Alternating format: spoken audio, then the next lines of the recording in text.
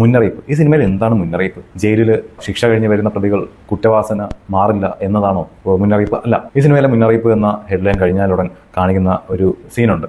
ആ സീനിൽ കുറേ ഉറുമ്പുകൾ പല്ലിയെ താങ്ങിക്കൊണ്ട് പോകുന്ന ഒരു സീനാണ്. ഒരു ഭിത്തി കൂടി പല്ലിയെ പൊക്കിക്കൊണ്ട് പോകുന്ന സീനാണ്. പലരും ഇത് മാധ്യമപ്രവർത്തകരെയാണ് ഉദ്ദേശിക്കുന്നത് എന്ന് പറയുന്നുണ്ട്. അതായത് മാധ്യമപ്രവർത്തകർ ശവത്തെ പോലും തിന്ന് ജീവിക്കുന്നു എന്നൊരു അർത്ഥത്തിൽ പറഞ്ഞിട്ടുണ്ട്. സിനിമയുടെ ഒരു കഥ നോക്കുമ്പോഴത്തേക്കും അഞ്ജലി എന്ന മാധ്യമപ്രവർത്തക രാഘവനെ ചൂഷണം ചെയ്യാൻ ശ്രമിക്കുന്നതായിട്ടാണ് സിനിമയുടെ കഥ പോകുന്നത്. അത് വെച്ച് നമുക്ക് അതിൽ സംശയം ഉണ്ടെങ്കിലും ഡയറക്ടർ വേണുവിനോട് ഒരു ഇന്റർവ്യൂവിൽ ആങ്കർ ചോദിച്ചപ്പോഴത്തേക്ക് വേണു പറഞ്ഞത് അങ്ങനെയൊന്നുമില്ല, അതൊക്കെ സിനിമയിൽ വന്നുപോയതാണ്, അല്ലാതെ അതൊന്നും ഉദ്ദേശിച്ച് ചെയ്തത് അല്ല എന്നാണ് പറഞ്ഞിരിക്കുന്നത്. പിന്നെ എന്താണ് ആ ഒരു ഉറുമ്പ് പല്ലിയെ കൊണ്ടുപോകുന്ന സീന് വഴി ഉദ്ദേശിക്കുന്നത് എന്ന് ചിന്തിച്ചാൽ എനിക്ക് തോന്നുന്നത് ആ ഒരു കൂട്ടം ഉറുമ്പുകൾ ചത്ത പല്ലിയെ ഒരു ഭിത്തിയിൽ കൂടി കൊണ്ടുപോവുകയാണ്. ഭിത്തി കാണിക്കുന്നതിനോടൊപ്പം ചുമന്ന പെയിന്റ് അടിച്ച തറഭാഗവും കാണിക്കുന്നുണ്ട്. അതായത് ഒരു കൂട്ടം ഉറുമ്പുകൾ തറയിലോട്ട് കയറാതെ ഭിത്തിയിൽ കൂടി തന്നെ, ഒരു ബൗണ്ടറി കണക്കെ ഭിത്തിയിൽ കൂടി തന്നെ ആ പല്ലിയെ കൊണ്ടുപോവുകയാണ്. പക്ഷേ ആ പല്ലിയെ പിടിച്ചേക്കുന്ന ഉറുമ്പുകളിൽ 4-5 ഉറുമ്പുകൾക്കല്ലാതെ ആ ഭിത്തിയുമായി കോൺടാക്ട് ഇല്ല. അവിടെ ഒരു തറയുമായി കോൺടാക്ട് ഇല്ല. അവിടെ ഒരു തറയുണ്ട് എന്നൊരു അറിവില്ല.